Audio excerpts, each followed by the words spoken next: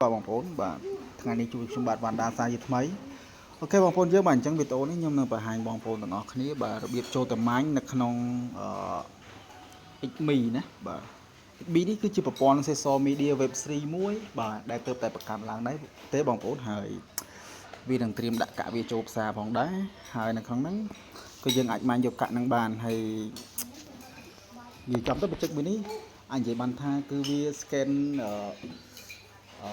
មុខណាបងប្អូនសម្រាប់ព័ន្ធទៅនឹងការបំពេញ KYC ណាបាទអូខេឥឡូវយើងចូលទៅម៉ាញ់ link ទាំងអស់គ្នាហើយសម្រាប់បងប្អូនដែលចង់ចុះឈ្មោះអត់អីទេចាំខ្ញុំដាក់ link នៅខាងក្រោមហ្នឹងណាអូខេឥឡូវយើងចូលទៅម៉ាញ់ជាដំបូងឡើយបងប្អូនចុចកន្លែងបាទ tray 3ឈើខាងឆ្វេងបាទកន្លែងសញ្ញារូបកាក់ហ្នឹងបាទនេះយើងចុចឡើងមកបន្តមកទៀតកន្លែងនេះជាចំនួនកាក់របស់យើងបាទអញ្ចឹងកន្លែងនេះគឺជា reverse ដែលយើងម៉ាញបានបាទហើយកាក់ហ្នឹងឥឡូវហ្នឹងគឺតម្លៃប៉ុណ្ណឹងបងប្អូនហើយគឺវាបន្តឡើងជារៀងរាល់ថ្ងៃអូខេឥឡូវយើងចូលទៅចុចកន្លែង mining គេដាក់ថា mining បាទ EME ហ្នឹងឯងយើងចុចឡើងហ្នឹងមកអញ្ចឹងពាក់ព័ន្ធនឹងដំណាក់កាលកន្លែងនេះនេះគឺជាកម្លាំងរបស់ខ្ញុំគឺបាន3400មូលហេតុដែលយើងបានកម្លាំងកន្លែងហ្នឹងដោយសារតែនេះ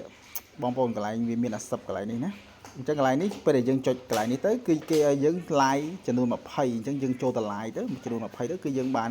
កម្លាំងនឹងមកហើយអញ្ចឹងណាមួយ like 50មួយ like 50អញ្ចឹងណាហើយកន្លែងនេះយើង share បាន3ដងគឺម្ដងបាន300កម្លាំងនឹងឯងអញ្ចឹងណាបាទហើយកន្លែងនេះយើងមើលវីដេអូបាទពេលដែលយើងមើលវីដេអូនេះគឺនាទី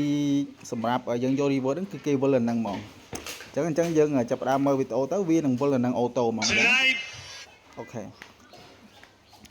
អូខេអញ្ចឹងបន្តមកទៀតបងប្អូនមើលនៅក្នុងហ្នឹងទៅឲ្យសាកចុចវាទៅបាទគឺវាមានច្រើនទៀត verify Gmail អីហ្នឹងបាទយើងបំពេញវាអស់ទៅហើយនេះពាក់ព័ន្ធទៅនឹង team របស់យើងនៅខាងក្រោមហ្នឹងគឺយើងមិនបានប៉ុណ្្នឹងណា